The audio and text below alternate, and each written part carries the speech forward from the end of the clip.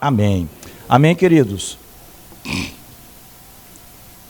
Os irmãos já conhecem bem esse texto. Esse texto é conhecido como o Sermão da Montanha, em que ele é bem detalhado no Evangelho de Jesus Cristo segundo Mateus. Em Mateus, que é o primeiro dos evangelhos, não é?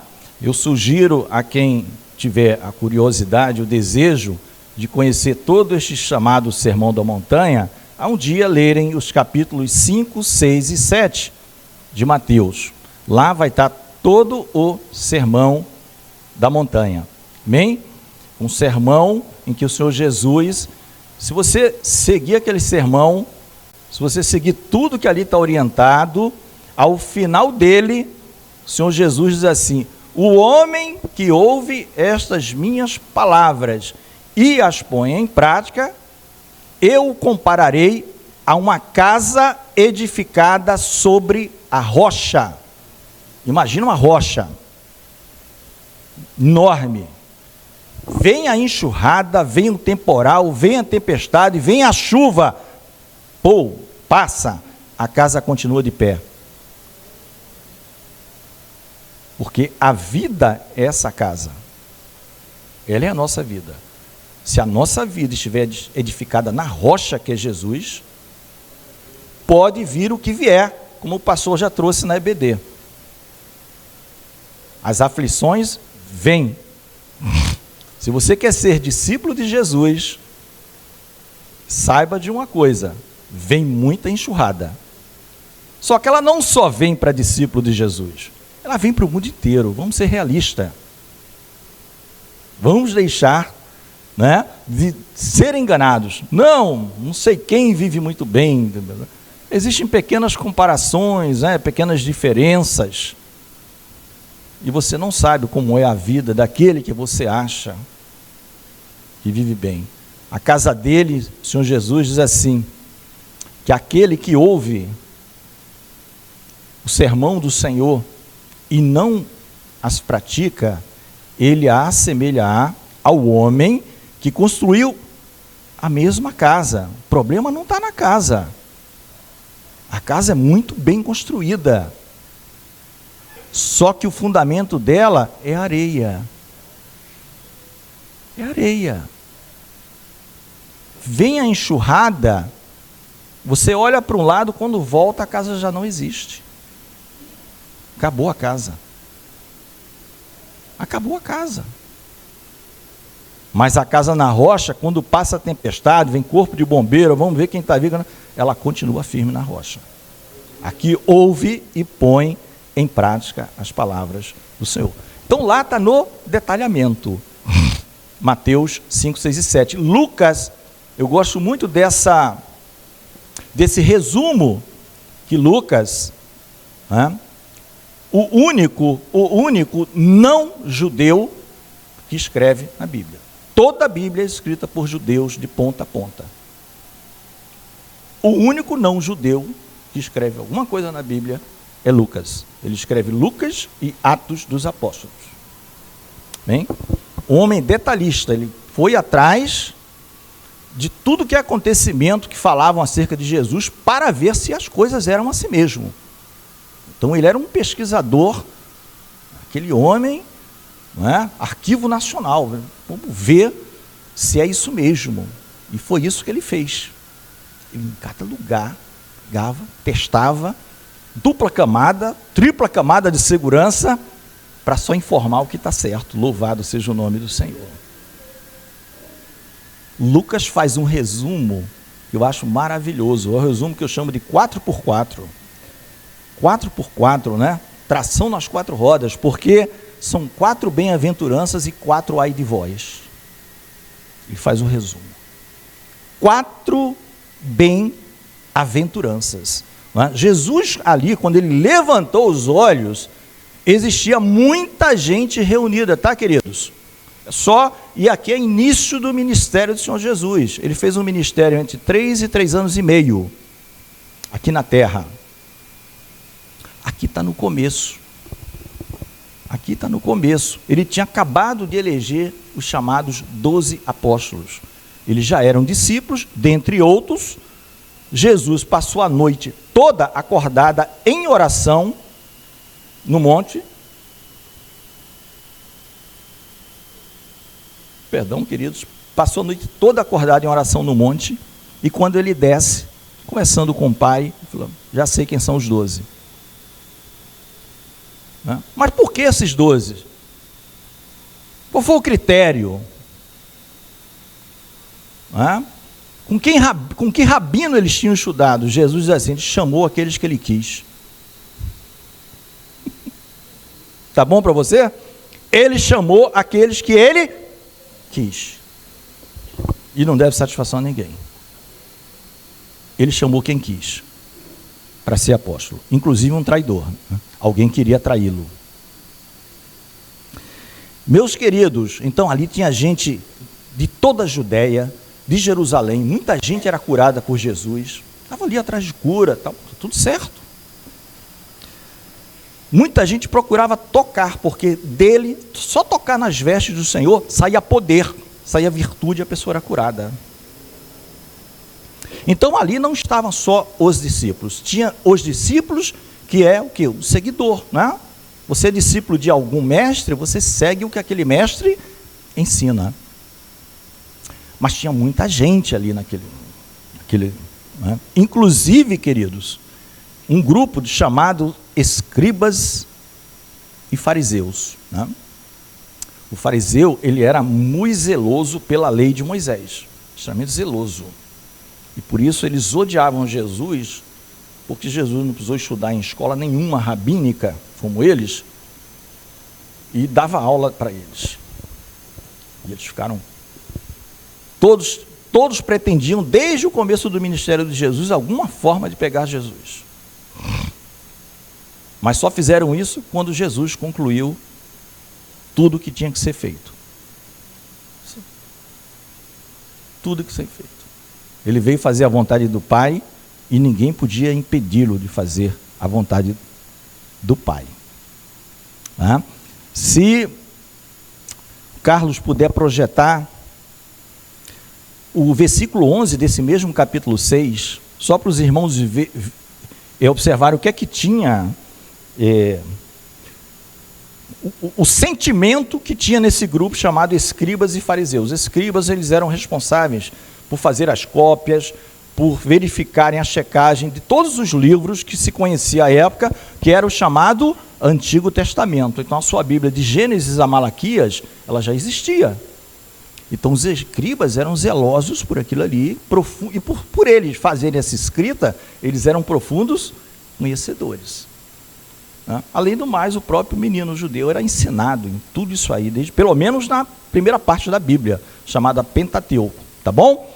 Então, olha o sentimento desses homens. Mas esses eles aí, se referem aos escribas e fariseus.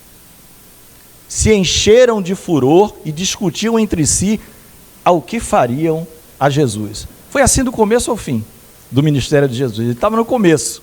Do começo ao fim, tinha um grupo procurando um jeito de colocar a mão sobre o nosso Senhor Jesus e eliminá-lo. Então a gente já vê, o que a gente tira de conclusão aqui? Que tem um grupo que se humilha, que é simples e diz: fala, Senhor, que o teu servo ouve. Igual aquele menino, né? Tal de Samuel. Se quiser ir lá na Bíblia, tem um triplo. Samuel era 3 coisas ao mesmo tempo. Samuel era sumo sacerdote, era profeta e era juiz. Os 3. E ele ainda não conhecia detalhadamente a voz de Deus. Deus estava chamando ele, e ele ia falar com o sacerdote ali. Aí o Eli ensinou para ele: olha, quando for dessa vez que ele te chamar, você diz assim: fala, Senhor, que o teu servo ouve. Não é? Então existia nesse meio esse grupo. Aí Jesus olha e começa a falar aqui, primeiramente, de 4 bem-aventuranças. Lá em Mateus são 9 bem-aventuranças, tá? Mas bem-aventurança não precisa, vamos dizer assim, entrar em muitos detalhes. de plano, de primeira, a gente sabe que é bom, é bênção, né? Falar em bem-aventurado, o que é isso? Eu posso não entender exatamente o que é, mas que é bom, é. Bem-aventurado. Bem-aventurado, queridos, eu, Carlos, Cleiton, enfim, os irmãos que já pregaram aqui, já explicaram isso várias vezes, mas sempre é bom a gente repetir. Por quê? Porque a gente vai consolidando, né, o aprendizado. E o amigo visitante que está aqui conosco pela primeira vez, também vai consolidando. A Bíblia do Novo Testamento foi escrita no grego, tá? Na língua grega, mas não é qualquer grego, é o grego chamado koiné ou koiné, que era o grego simples falado entre as pessoas. É como se fosse o português de hoje falado, que a gente conversa ali, sem observar necessariamente determinadas regras gramaticais. Você não está fazendo concurso. No concurso, sim, aí, né, é segundo a gramática perfeita, né? Você não pode, não é falado nunca daquele jeito na vida normal, mas no concurso tem que ser daquele jeito. Aqui é o grego koiné, o grego falado.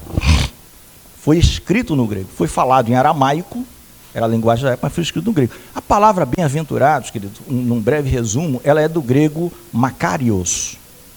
Inclusive tem pessoas com esse nome, Macário. Tive um colega que tinha esse nome, trabalhou comigo, o nome dele era Macário. Ô, seu Macário, tudo bem? Eu nem sabia. Aqui o colega aqui, irmão, também está falando que conhece o Macário. Então, isso é uma homenagem, vamos dizer assim, a esse nome grego, Macário, bem-aventurado. Bem-aventurado significa feliz, mais do que feliz. Vai ter Bíblia com feliz. Por que está feliz, não está a expressão mais forte? Porque não tem muito adjetivo para a gente descrever esse estado, mas é um estado muito superior. Ser chamado de bem-aventurado. Quando Jesus fala bem-aventurança, quando a Bíblia escreve bem-aventurado, chama de Macário, na mitologia grega, para vocês terem uma ideia, os gregos diziam que os deuses da mitologia dele, só eles tinham o Macário. Ou seja, era um bem-estar que jamais um ser humano poderia gozar desse bem-estar. Aí Jesus chama, né? Olha lá, Davi, outro Davi, tem mais de um Davi hoje aqui. E criança, tem o Davi e tem o outro Davi também, que é o mais novo depois daquele. Rei e guerreiro. Mas um homem que tocava harpa, lira e compunha salmos. Né? Amado, você já pensou nisso? Jesus está dizendo para os pobres, e Mateus vai dizer que os pobres de espírito, que eles não serão, eles já são um status de felicidade, de alegria, que para os gregos era só os deuses que tinham isso. Você acha pouco a promessa que Jesus está dizendo para nós? Imagina, a Bíblia está aqui ainda, Jesus ainda não voltou, ele pode voltar agora de manhã, mas ele vai voltar, é certo. Céus e terra passarão, mas as minhas palavras não vão te passar. Pode ter certeza que nenhum iota, né, nenhum tio, não é exatamente isso que está, a gente está portuguesando, cairá da lei sem que tudo se cumpra.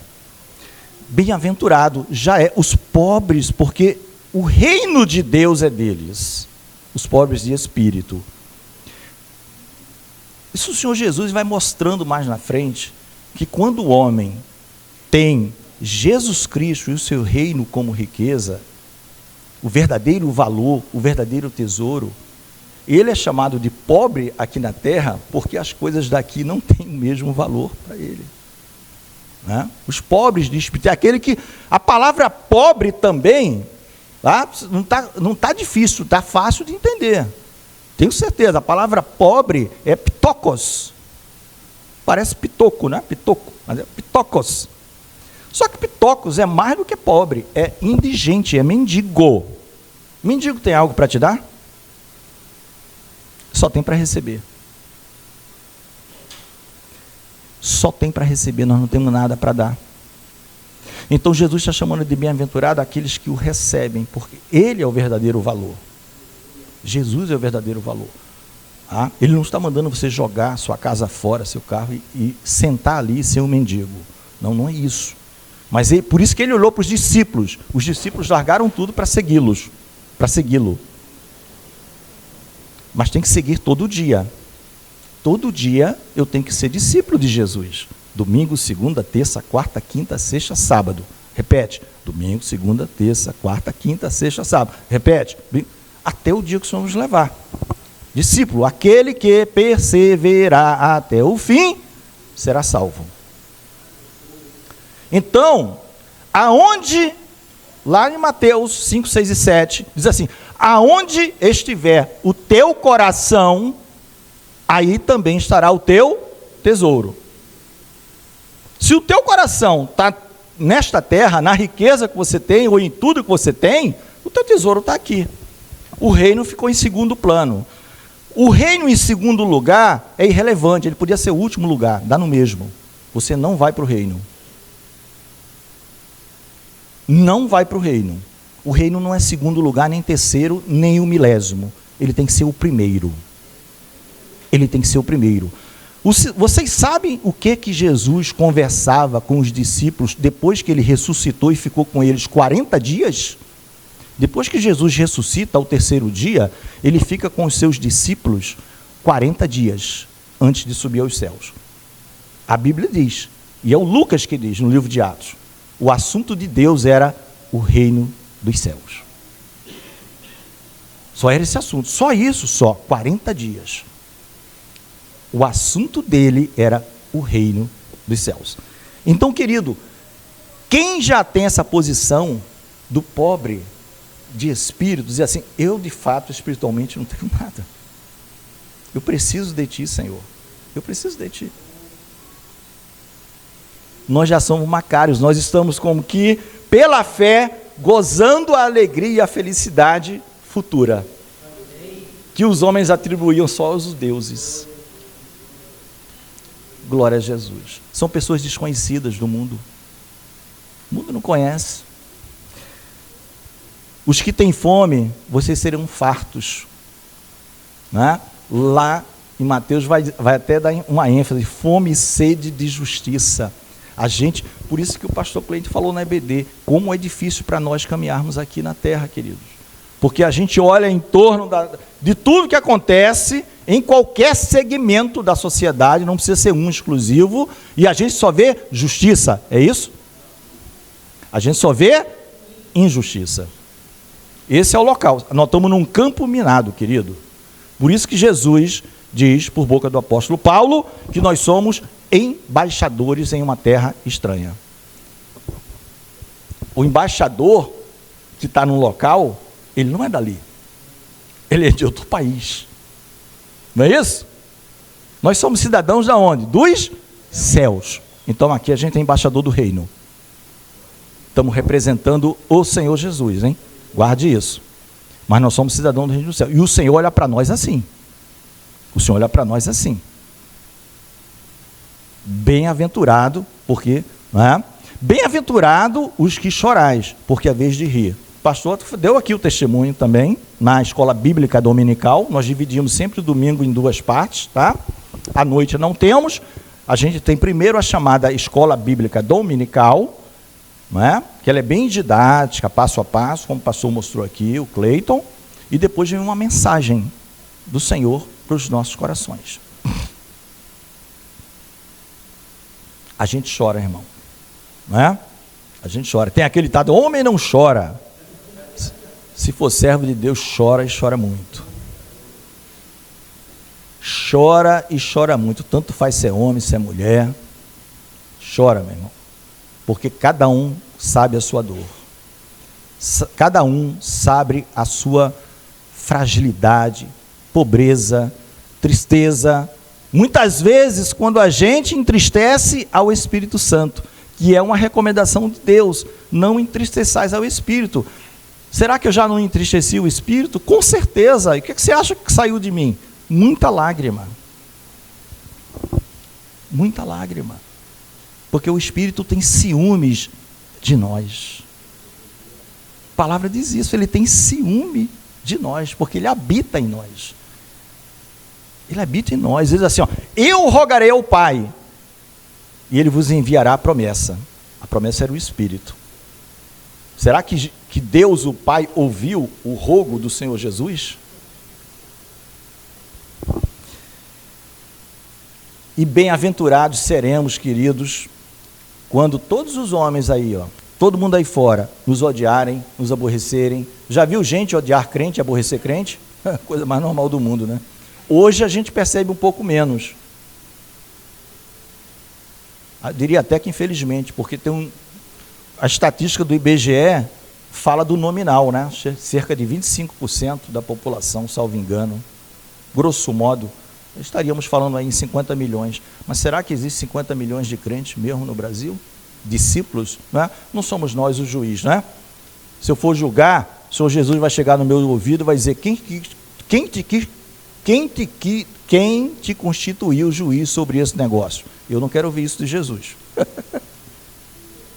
Quem te constituiu o juiz sobre esse negócio? Está lá em Êxodo. Está lá em Êxodo. Segundo livro da Bíblia. Moisés que resolveu um problema, o hebreu olhou para ele, quem te constituiu o juiz sobre esse negócio? Moisés ficou calado. E se Jesus falar isso para a gente? O que a gente vai dizer? Mas tem um detalhe, quando isso acontecer, irmão, rejeitarmos, tem um detalhe, por causa do Filho do Homem, por causa do Senhor Jesus. Ele é o Filho do Homem. A palavra diz, ó, folgai. Folgai é uma forma de dizer, vos alegrai, exultai, porque grande é o vosso galardão no céu. Interessante, irmão, galardão, que não é uma palavra usada no dia a dia nosso, mas é biblicamente usado, trazendo para o nosso dia a dia, é prêmio, é uma premiação. Troféus, uma premiação, só que não são coisas materiais daqui. Só em receber um prêmio por alguma coisa, é bom? É bom. E quando o Senhor Jesus acrescenta o grande, aí, grande, olha, eu só quero o prêmio, Senhor. Não, mas é muito grande o prêmio. Melhor ainda, Senhor. Melhor ainda. Melhor ainda. Então o Senhor Jesus, olha, não estranhe se houver perseguição, ódio, aborrecimento de vocês, por vocês serem meus servos, por causa do meu nome, por causa do nome de Jesus, né? EBD também falou, testemunho, fui falado na escola bíblica, grande é o vosso galardão no céu. Sabe por quê? Jesus fala um texto que eles conheciam muito bem, os discípulos e todos os ouvintes que estavam ali, pois assim faziam os seus pais, os teus antepassados. Lembrem, a EBD foi está contando ainda a vida de Abraão. De Abraão para Jesus, tem aproximadamente 2 milênios. Não são 2 dias nem 2 meses. 2.000 anos. Estamos falando de medidas de tempo aproximada. Tá? De Abraão para Jesus, tem mais ou menos 2.000 anos. Então, quando o Senhor Jesus fala, vossos pais, ele está falando de todos os antepassados. A maioria do povo de Israel fazia isso com os profetas. Injuriavam. É só os irmãos lerem. Jeremias, pelo amor de Deus, foi chamado ainda jovem. A idade dos meninos aqui, os jovens aqui, eu estava conversando com eles, estão todos fazendo faculdade, estudando. Serão grandes profissionais abençoados por Deus, tenho certeza. Ele foi chamado para ser profeta. Ele não queria. Ele estava muito bem lá na terra dele, terra de Anatote, nos termos de Benjamim, filho de sacerdote. Ele é um levita, filho de sacerdote. Não, Senhor Jesus, eu vou crescer, eu vou tomar o lugar do meu pai. E o Quias, daqui a pouco ele falece, eu sou da sequência. Eu vou todo dia cumprir tabela cerimonial. Você vai profetizar contra esse povo. Ele já sabia como o povo era de dura cerviz. É outra expressão bíblica. O que quer dizer de dura cerviz? Quer que eu te fale? Para a expressão do dia de hoje, carne de pescoço. Aquela coisa dura. Povo duro, coração duro. É dura cerviz. Daí o nome serviço. lombar, cervical. Povo de pescoço duro, carne de pescoço. É para eles que você... Não, eu sou uma criança. Não fale eu sou uma criança, porque tudo que eu te mandar falar, você vai fazer. Jerusalém foi tomada e Jeremias foi preservado. Mas não pense que ele ficou alegre por isso, não. Porque é o mesmo povo. Não há alegria na morte de nenhum irmão nosso. Mas ele está dizendo, olha, quando vos perseguirem por causa do meu nome, não é nenhuma novidade. Por que está acontecendo? Não, acontece desde sempre. É isso que Jesus está dizendo. Acontece desde sempre a perseguição. Os profetas verdadeiros que falam o nome de Deus, eles sofrem. Os pastores que querem pregar o evangelho verdadeiro, eles sofrem, não tem muita audiência. O pessoal quer palco hoje, acabou púlpito, agora é palco. Palco, show e alguma palavra que massageie o seu ego. Eu só quero ouvir isso, não me confronta não. Isso aí está me ofendendo. Ah, tá. Mas é o evangelho, queridos. Tem um galardão. Vamos passar agora para o grupo dos ais? 4. Não é? Mas ele falou, ai de vós os ricos, porque já tendes a vossa consolação. Porque o Senhor está dizendo para o grupo dos bem-aventurados que a consolação deles vem depois, eles serão premiados com um grande prêmio, com um grande galardão.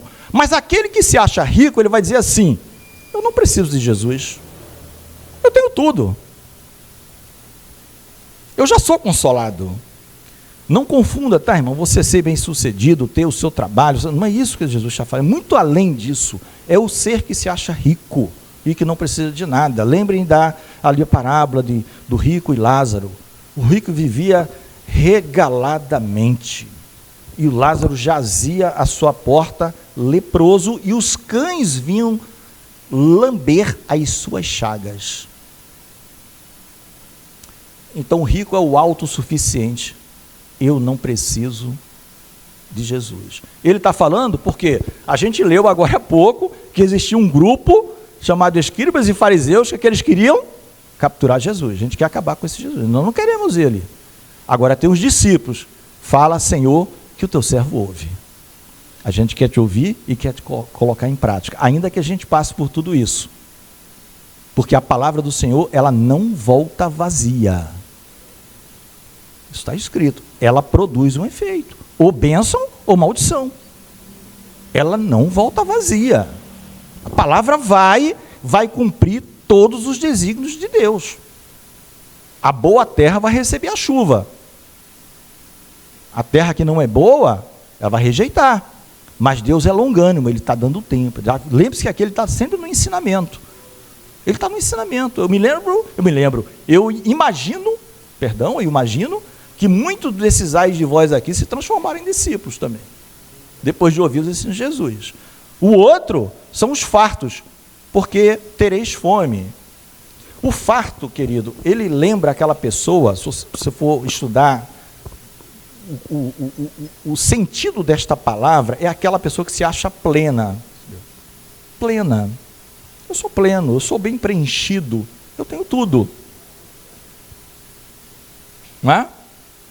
O que esse homem tem para me oferecer? Eu vou sair dessa minha posição privilegiada para seguir Jesus e ser rejeitado pela multidão, pelo povo, as pessoas me perseguindo. É o farto, ele é farto de si mesmo. Eu me basto. Não é? Tinha um amigo meu que pregava assim, ele dizia, eu me agaranto. Não era nem eu me garanto, era eu me agaranto. Era uma maneira dele mexer com o ouvinte. É a pessoa que se garante, eu me garanto. A gente vê isso aí fora muito, né? A nossa garantia é Jesus.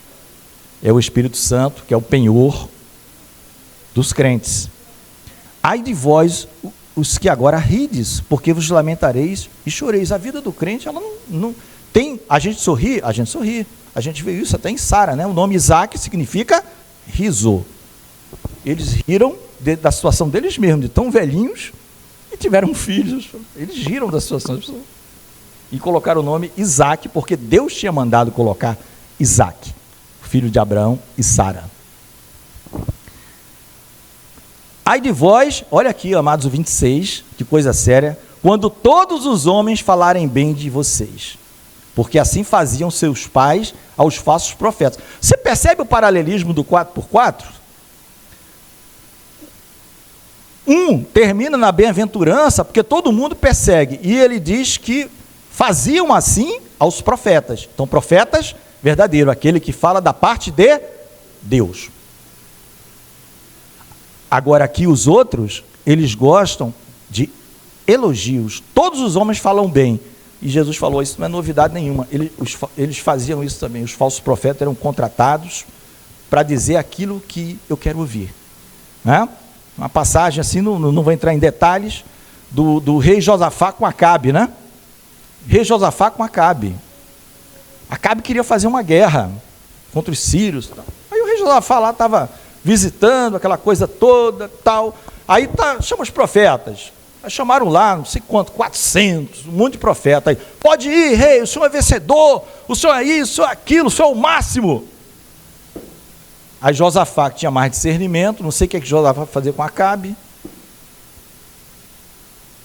Só não tem nenhum profeta de Deus aí não, amigo. Ele teve discernimento, o pessoal está todo te bajulando. Não tem um, mas ele só fala contra mim. Micaías, né? Ele tem um, mas ele só fala contra mim. Você já sabe o final de Micaías, foi parar lá no calabouço, na prisão, mas a profecia que ele falou se cumpriu, Acabe morreu. Acabe morreu. E Josafá levou uma puxada de orelha. Só não tinha ninguém melhor para você fazer uma amizade, fazer um jantar. Tinha que ser com Acabe. Meus queridos, a gente está vendo aqui os ais e a gente está vendo os bem-aventurados. Nós temos que fazer separação. O Senhor Jesus faz a separação entre os discípulos, os embaixadores, aquele que já diz, olha, eu não sou desse mundo, porque Deus já preparou cidade para mim, está lá em Hebreus 11, que foi citado várias vezes hoje pela manhã.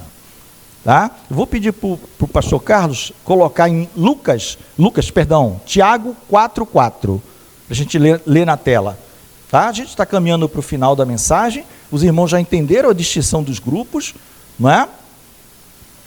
Olha, Tiago 4,4, essa é uma linguagem até boazinha, hein, Carlos? Infiéis, porque na minha está adúlteros e adúlteras. Adúlteros e adúlteras. Mas ele está falando de adultério espiritual, porque Tiago está escrevendo para a igreja, especialmente, King James fiel, tá? Adúlteros e adúlteras, infiéis, tá? Ele não está falando que você cometeu adultério, ou vive cometendo isso, vive fazendo isso, não. Adúlteros e adúlteras em relação a Deus. A tua amizade é com Deus. Que foi que nós aprendemos na EBD? Abraão era chamado amigo de Deus. Amigo do mundo? Não, amigo de Deus. Amigo de Deus. E a palavra diz em Romanos, né? Os que são que seguem a fé, esses são os filhos de Abraão.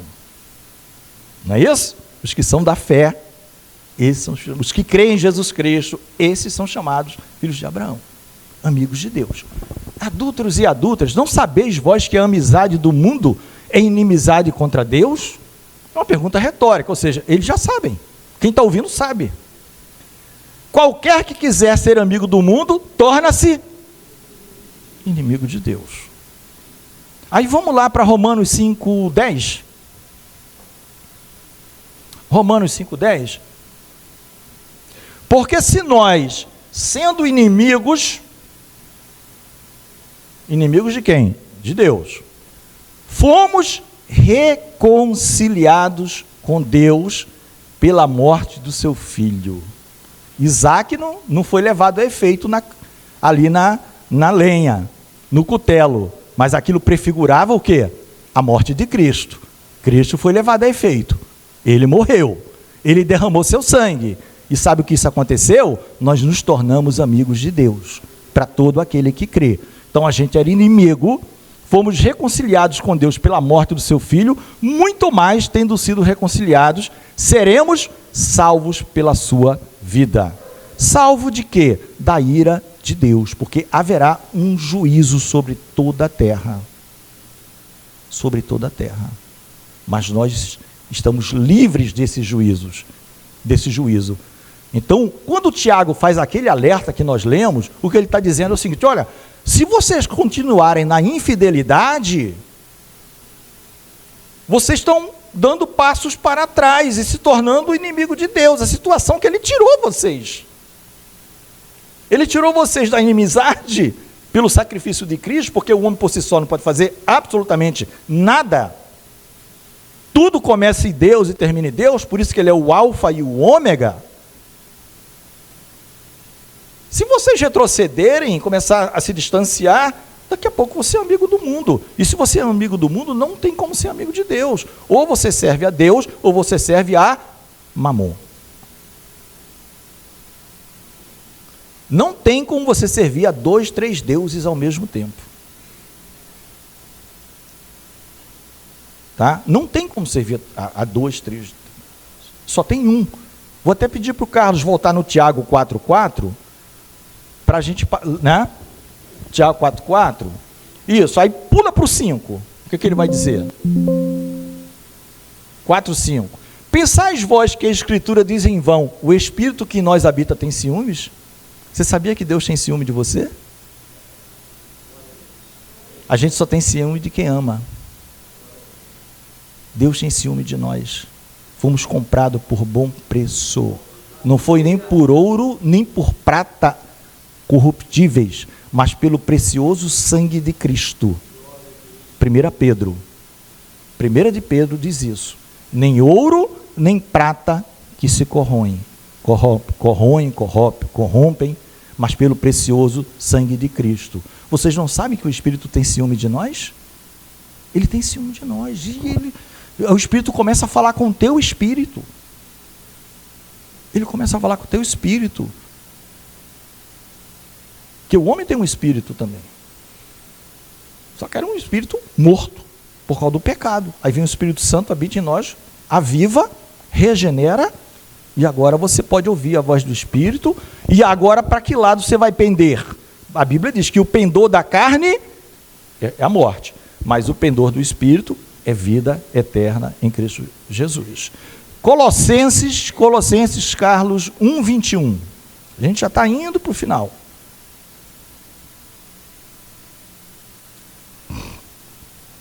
Olha aqui diz: e vós, igreja, tá? Colossenses é uma igreja que estava numa localidade chamada Colossos. E vós, que noutro tempo éreis alienados e inimigos em vossa mente pelas vossas obras mais. Agora, contudo, vos reconciliou. É a mesma linguagem, querido. Você não vai ver contradição. As cartas são escritas explicando que nós éramos inimigos de Deus. Como é que a gente vai voltar para o mundão? Daqui a pouco a gente... Ih, rapaz, esse mês nem li a Bíblia. Estou atrasado na minha leitura. Nem fui à igreja, nem estava, né, com os irmãos. Não pude estar. Ó, quão bom e quão suave é que os irmãos estejam em união. Não é? É como óleo precioso que desce sobre a barba de Arão. Isso é um salmo. Porque ali o Senhor ordena a bênção. E a Bíblia diz assim: a bênção para sempre. Não é por um dia, é para sempre. A bênção é para sempre. Queridos, Deus tem ciúmes de nós. Os ais de vós estão aí. Você quer ser aplaudido, quer ser o número 1 do mundo, pode ter certeza que vai ter um monte de gente falsa te aplaudindo. Vai estar na capa da revista, tudo certo. Mas sabe que foi uma escolha sua, porque Jesus falou: olha, se vocês quiserem me seguir, né?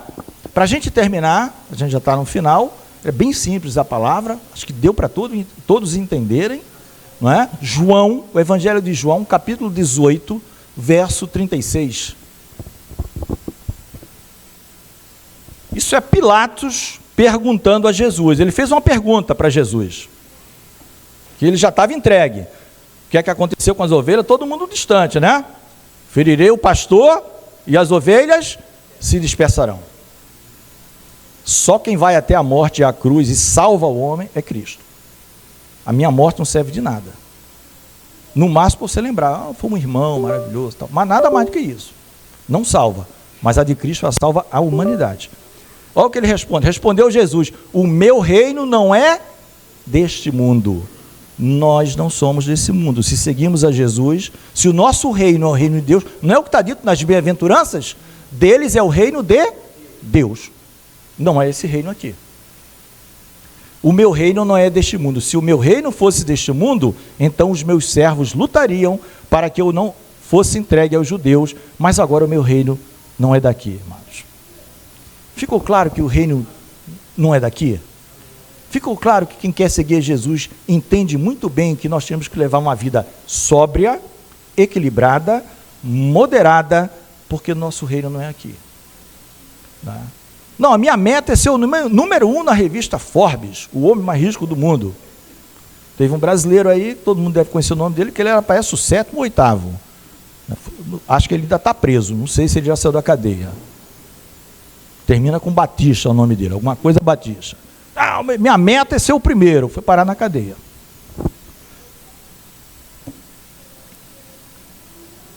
Meus amados, nosso reino não é deste mundo. A gente está aqui vivendo uma vida sóbria, equilibrada, a gente já sabe para onde vai. Né? Vou preparar lugar. Se não fosse assim, eu não teria dito. Eu não estou enganando vocês. Estou dizendo que vou preparar lugar. Né? Chegando lá, quando ele também está, última ceia, está tudo preparado, mobiliado lá. Pode ir lá, já está tudo pronto. Está tudo pronto para nós, amados. Só falta a gente querer ser bem-aventurado ou ai de vós. Né? Se o mundo, com as suas falsas luzes, te iludir, você corre o sério risco de, naquele dia, né, não ouvir o vinde benditos de meu Pai, possuir o reino que vos está preparado desde a fundação do mundo. Não é isso? O reino não vai ser preparado, já está tudo preparado. É só para a gente possuir. É só para a gente possuir. Jesus veio morrer para isso. Para resgatar a união que não tinha. Deus fez reconciliação do homem com ele mesmo. Foi tudo feito por Deus. Tudo feito por Deus. Deus fez tudo. Mandou seu filho, morreu por nós. O reino dele não é desse mundo. Cabe a nós, queridos, ser bem-aventurados. O que nos espera é uma felicidade indescritível. Não é? A palavra diz que nem um olho viu, nem um ouvido ouviu, e não subiu ao coração de homem algum aquilo que Deus tem preparado para aqueles que o amam. Não é? Eu sempre falo que é o último, mas tem mais um versículo, tá, pastor Carlos? Desculpa. Romanos 8, 28. Vamos ficar de pé para a gente orar, senão eu vou falar de outro versículo. É Romanos 8, 28. Aí eu não termino. Romanos 8, 28. E sabemos que todas as coisas trabalham juntamente para o bem. E sabemos que todas as coisas trabalham juntamente para o bem daqueles que amam a Deus, daqueles que são chamados de acordo com o seu propósito. O 29. Para quem ele conheceu antes, ele também os predestinou para serem conformes à imagem do seu filho. É o discípulo. O discípulo, ele almeja, como o Senhor diz, não precisa ser maior, igual o mestre, está de bom tamanho. É o nosso benchmark, a gente vai estar sempre correndo para ser igual ao mestre, para que ele pudesse ser o primogênito dentre muitos irmãos. Quem são os irmãos de Jesus? A igreja. Nós, ele é o primogênito, ele é o melhor. O primogênito é o que tem de melhor na colheita. Vai para Deus. Aí depois tem o resto, somos nós. Que o Senhor quis levar. Né? Não vamos nos afastar do nosso Deus. Vamos estar junto com eles. Para aquele dia a gente ouvir, vinde benditos de meu Pai, possuir por herança, por isso nós somos co-herdeiros de Cristo, o reino que vos está preparado desde a fundação do mundo. É só para você saber, já está tudo pronto, tá? O tempo de Deus não é o nosso, Deus é atemporal. Ele fala as coisas que não são como se já fossem. Quem diz isso é o profeta Isaías. Ele é aquele que fala as coisas que não são como se já fossem, né? Isaías 45, Ciro meu ungido. E faltava 200 anos para Ciro nascer.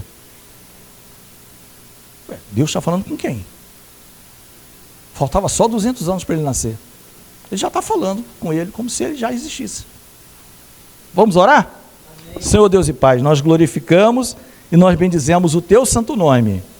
Ó Deus, pela Tua palavra, pela oportunidade de estarmos aqui reunidos, por já sermos chamados pelo próprio Jesus de bem-aventurados.